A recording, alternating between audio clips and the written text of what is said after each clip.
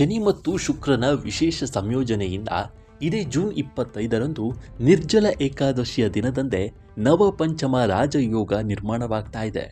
ಜ್ಯೋತಿಷ್ಯ ಶಾಸ್ತ್ರದಲ್ಲಿ ಶನಿ ಮತ್ತು ಶುಕ್ರ ಗ್ರಹಗಳನ್ನು ಮಿತ್ರ ಗ್ರಹಗಳೆಂದು ಕರೆಯಲಾಗುತ್ತೆ.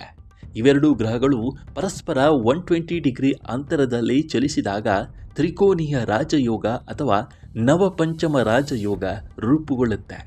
ನಿರ್ಜಲ ಏಕಾದಶಿಯ ಪವಿತ್ರ ದಿನದಂದು ರೂಪುಗೊಳ್ಳುತ್ತಿರುವ ಈ ಶುಭ ಯೋಗ 4 ರಾಶಿಗಳ ಪಾಲಿಗೆ ಅದೃಷ್ಟದ ಬಾಗಿಲು ತೆರೆಯಲಿದೆ. ಹಾಗಾದರೆ ಆ 4 ರಾಶಿಗಳು ಯಾವುವು ಅನ್ನೋದರ ಸಂಪೂರ್ಣ ಮಾಹಿತಿ ಇಲ್ಲಿದೆ ನೋಡಿ.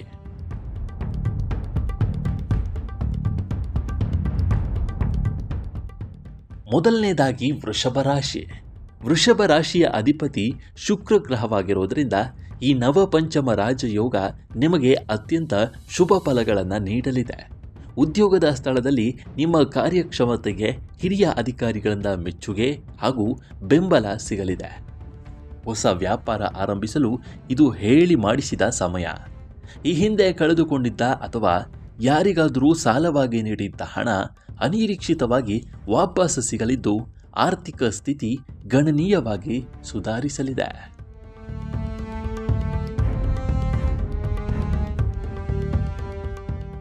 ಎರಡನೆಯದಾಗಿ ಮಿಥುನ ರಾಶಿ. ಶನಿ ಮತ್ತು ಶುಕ್ರರ ಈ ಶುಭ ಸಂಯೋಗದಿಂದಾಗಿ ಮಿಥುನ ರಾಶಿಯವರಿಗೆ ವೃತ್ತಿ ಕ್ಷೇತ್ರದಲ್ಲಿ ಪ್ರಮುಖ ಜವಾಬ್ದಾರಿಗಳು ಸಿಗಲಿವೆ. ಹೊಸ ಜವಾಬ್ದಾರಿಯೊಂದಿಗೆ ಆದಾಯದಲ್ಲಿಯೂ ಅಪಾರ ವೃದ್ಧಿಯಾಗಲಿದೆ. ಕೈ ಹಾಕಿದ ಪ್ರತಿ ಕೆಲಸವು ಯಶಸ್ವಿಯಾಗಿ ಪೂರ್ಣಗೊಂಡು ಭಾರೀ ಲಾಭ ಗಳಿಸುವ ಯೋಗ ಈ ರಾಶಿಯವರಿಗಿದೆ.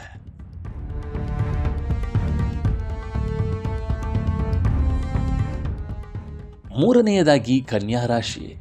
ಕನ್ಯಾ ರಾಶಿಯವರ ಜೀವನದಲ್ಲಿ ಈ ಶುಭ ಯೋಗ ಸಾಕಷ್ಟು ಸಕಾರಾತ್ಮಕ ಬದಲಾವಣೆಗಳನ್ನು ತರಲಿದೆ. ಹೊಸ ಉದ್ಯೋಗದ ನಿರೀಕ್ಷೆಯಲ್ಲಿ ಇದ್ದವರಿಗೆ ಅದ್ಭುತ ಅವಕಾಶಗಳು ಒಲಿದು ಬರಲಿವೆ. ಹಣಕಾಸಿನ ಹೂಡಿಕೆಗೆ ಇದು ಸಕಾಲವಾಗಿದ್ದು ಭವಿಷ್ಯದಲ್ಲಿ ಉತ್ತಮ ಲಾಭ ಸಿಗಲಿದೆ.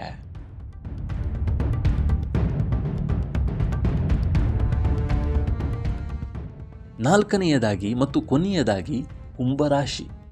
ಕುಂಭರಾಶಿಯ ಅಧಿಪತಿ ಶನಿದೇವನಾಗಿರುವುದರಿಂದ ಈ ಅವಧಿಯಲ್ಲಿ ನಿಮಗೆ ಅಪಾರ ಧನ ಲಾಭವಾಗಲಿದೆ.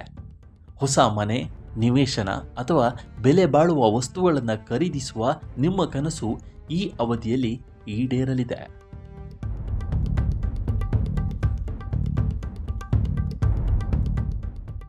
ಈ ನಿರ್ಜಲ ಏಕಾದಶಿಯಂದು ನಿರ್ಮಾಣಗೊಳ್ಳುತ್ತಿರುವ ನವ ಪಂಚಮ ರಾಜಯೋಗವು ವೃಷಭ, ಕನ್ಯಾ, ಮಿಥುನ ಮತ್ತು ಕುಂಭರಾಶಿಯವರ ಜೀವನದಲ್ಲಿ ಹಣ, ಸಂಪತ್ತು ಹಾಗೂ ಯಶಸ್ಸನ್ನು ಕರುಣಿಸಲಿದೆ. ಬಾಕಿ ಉಳಿದಿರುವ ಮಹತ್ವದ ಕಾರ್ಯಗಳನ್ನು ಪೂರ್ಣಗೊಳಿಸಲು ಇದು ಅತ್ಯಂತ ಪ್ರಶಸ್ತವಾದ ಸಮಯವಾಗಿದೆ.